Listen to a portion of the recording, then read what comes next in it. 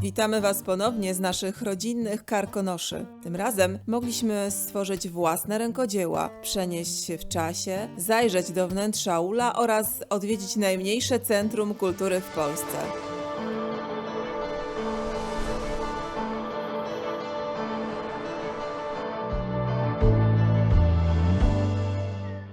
W jeden z ostatnich weekendów zawitaliśmy do karkonoskiej wsi Zachełmie. Podczas dwudniowej imprezy zorganizowanej w Starej Remizie przez Stowarzyszenie Karkonoskie Zachełmie mieliśmy okazję wziąć udział w niecodziennych zajęciach. Stara Remiza na swojej niewielkiej przestrzeni kryje bogaty zbiór historycznych ciekawostek. Widzicie te charakterystyczne wzory na lnianych koszulach? To jest tak zwany haft zachełmiański. Przed wojną koszule zdobione takim motywem nosili ówcześni mieszkańcy Zachełmia, a nawet całej Kotliny Jeleniogórskiej. Ten element lokalnego folkloru, po wojnie z oczywistych względów zapomniany, dzisiaj odkrywają dla siebie obecni mieszkańcy Zachełmia. Dzięki wizycie w Starej Remizie trafialiśmy później od sąsiada do sąsiada. Jak to tutaj widocznie bywa, zaprosiła nas do siebie jedna z mieszkanek. Jej dom otaczał piękny sad z mnóstwem przepysznych owoców.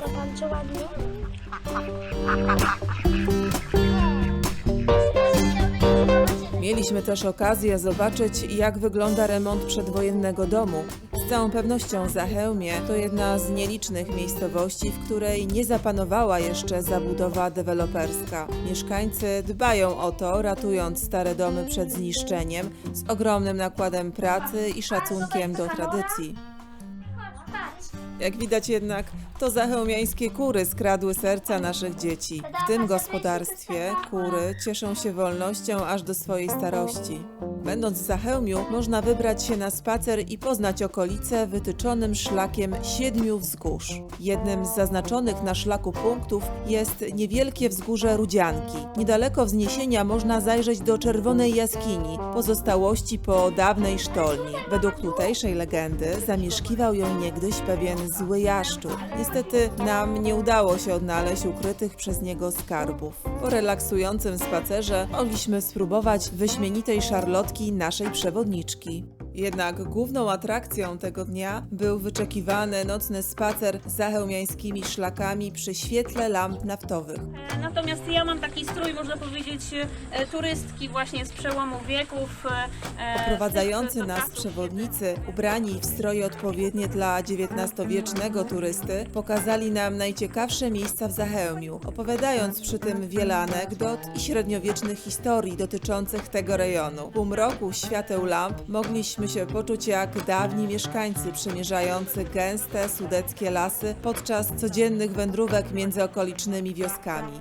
Następnego dnia czekała na nas atrakcja, w której już od dawna bardzo chcieliśmy wziąć udział. Mowa tutaj o warsztatach pszczelarskich. Na zaproszenie miejscowego pszczelarza mieliśmy okazję poznać tajniki jego zawodu. Pan Michał przejął pasiekę po dziadku, który wraz z pszczelarskim rzemiosłem przekazał mu także własnoręcznie wykonane ule. Te małe uliki to jakby pszczele żłobki, w których dorastają przyszłe kandydatki na królowe. Pomimo ochronnych ubrań i częstego odymiania nie czuliśmy się do końca komfortowo.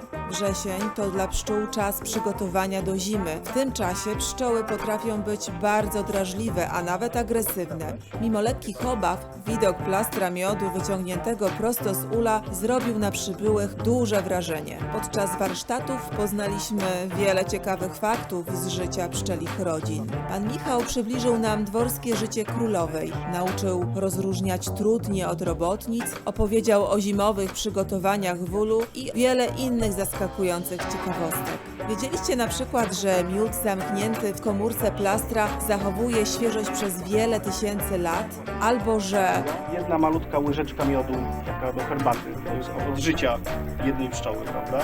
pszczoły okazały się tego dnia wyjątkowo łagodne i mogliśmy spokojnie wysłuchać wykładu do końca.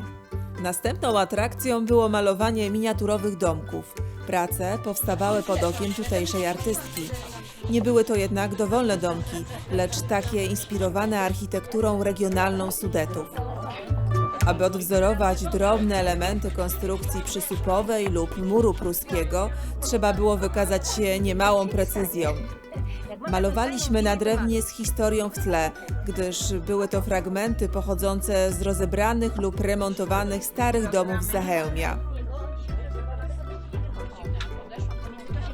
Mogę dla Ciebie zrobić swój. A ona będzie większa? Na koniec z naszych prac powstała pokaźna rozmiarów wioska. W drodze powrotnej odwiedziliśmy Jeleniogórski Rynek, gdzie odbywał się wpisany we wrześniową tradycję Jeleniej Góry jarmark staroci i osobliwości. Jest to jedna z serii imprez kulturalnych wchodzących w skład corocznego Września Jeleniogórskiego. Jarmark jest imprezą wyjątkowo klimatyczną, na której po prostu trzeba być.